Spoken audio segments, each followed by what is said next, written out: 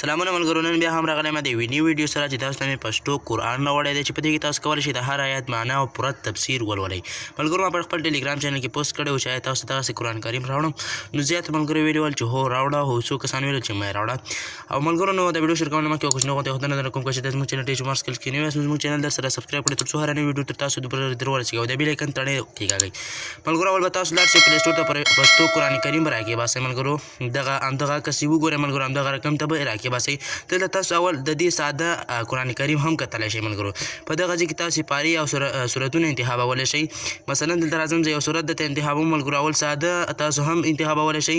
او همدارنګه ملګرو تاسو چې دی اوس دغلته سیټینګ ته راشئ ملګرو، دلته لاندې سیټینګ ته چې کله تاسو راغلئ دلته لاندې ملګرو اول تاسو چې دلته دی د ډارک موډ او لایټ موډ هم تاسو انتخابولی شئ، یعنې سپین او توره رڼا هم تاسو پکې انتخابولی شئ. ملګرو همدارنګه ملګرو تاسو چې دی په دغه کې چې دی ملګرو د سیټینګ ته بیا راشئ. ملګرو په دغه کې چې دی تاسو لاندې لاړ شئ، په دغه ځای کې چې دی ملګرو تاسو د معنی هم زیاتولی شئ، همدارنګه پوره د آیات تفسیر هم زیاتولی شئ. په دغه دوه آپشن یې اډ کړئ نو تاسو سره به معنا او تفسیر دواړه اډ شي.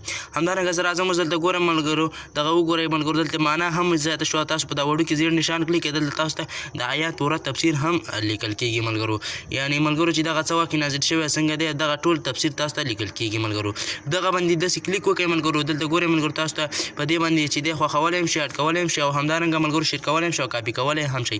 او په دغه پاس نشان تاسو وخورئ نو تاسو ته مختلف صورتونه اړولی شئ. اوس راشئ ملګرو دې سیټینګ ته، په دغه سیټینګ کې ملګرو تاسو مختلف سیټینګو کاریانو په آیډیو صورتونه هم اورېدلی شئ ملګرو چې هغه تاسو بیا ډاونلوډ کولی شئ. همدارنګه ملګرو دلته دغه ځای کې تاسو د خپل د قرآن کریم د خط سایز هم غټولی او کوچنی کولی شئ، هغه که تفسیري که پښتو یا او که عربي خط د هر یو سایز غټولی شئ. همدارنګه ملګرو په دغه ځای کې تاسو د پښتو خط ډیزاین هم بدلولی شئ ملګرو، چې سره کوم ته ډیزاین غواړئ. او په دغه ځای کې تاسو کولی شئ چې د عربي لیکل یعنې عربي کوم قرآن کریم چې کوم صورتونه دي هغې ډیزاین هم تاسو بدلولی شئ. ملګرو په دا پاس دغه رنګونو ځای کې تاسو کولی شئ د پښتو خط ډیزاین بدل کړئ ملګرو. او په دغه ځای کې تاسو کولی شئ چې د عربي خط ډیزاین بدل کړئ.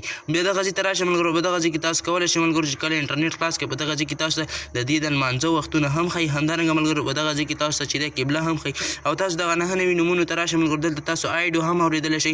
همدارنګه تاسو په یو نوم کلیک کړئ، دلته تاسو ته معنا هم ښایي او پوره فایدې هم ښایي چې دغه نوم څه فایده لري، څومره یې ووایو دغه فایدې هم تاسو ته ښایي. همدارنګه ملګرو ذکر ته راشئ ملګرو، په د تسبیح باندې کلیک کړئ. چې کله په دې باندې کلیک کړئ ملګرو دلته ګورئ ملګرو په دغه مین بټن باندې چې کله تاسو کلیک کوئ ملګرو نو تاسو ته دغه ذکر شمارئ، نو تاسو دغومره ذکر وکړه. همدارنګه ملګرو تاسو لاندې راشئ، په دغه ځای کې مختلف ذکرونه هم تاسو بدلولی شئ ملګرو. او ملګرو دلته ګورئ تاسو مختلف ډیزاینونه بدلولی شئ، یعنې مختلف قسمه ذکرونه تاسو ته راځي او هغه تاسو کولی شئ.